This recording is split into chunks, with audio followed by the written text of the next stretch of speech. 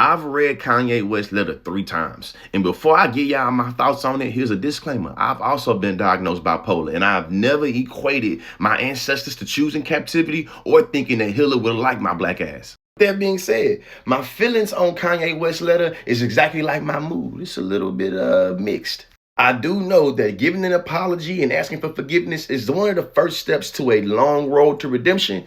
And damn boy, do Kanye West got a long road. He opens the letter, framing it around his injury 25 years ago, saying 25 years ago, I was in a car accident that broke my jaw and caused injury to the right frontal lobe of my brain. In the next paragraph right here, he talks about how comprehensive scans was not done, and it wasn't until 2023 that he was properly diagnosed that led to his bipolar type 1 diagnosis.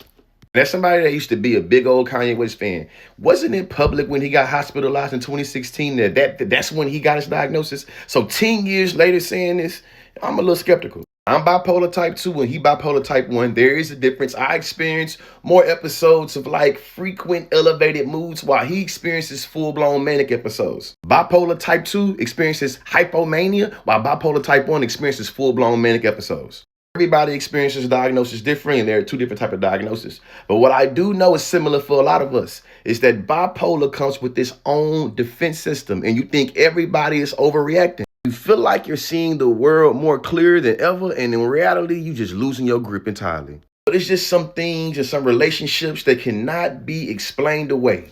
I'm talking about a bunch of sketchy ones. Not just that, though. Let's keep this in mind right here. This all you had to say about the black community right here. This it.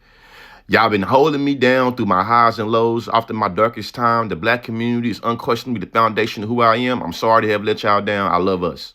Remember, before he went after any community, he was talking about being a black skinhead and that slavery was a choice and that if he would have voted in 2016, he would have voted for Trump. But look what he said right here. In that fractured state, I gravitated toward the most destructive symbol that I could find, the swastika, and even sold t-shirts bearing on it. One of the difficult aspects of having bipolar type 1 are the disconnected moments. It goes on to say in the same paragraph, I regret and am deeply mortified by my actions in that state and am committed to accountability, treatment, and meaningful change. It does not excuse what I did, though. I am not a Nazi or anti-Semite. I love Jewish people. Remember, he said slavery was a choice and that Harriet Tubman was a sellout and that if he would have voted for Trump and made songs about being a black skinhead way before he did anything. And all he gave was that right there.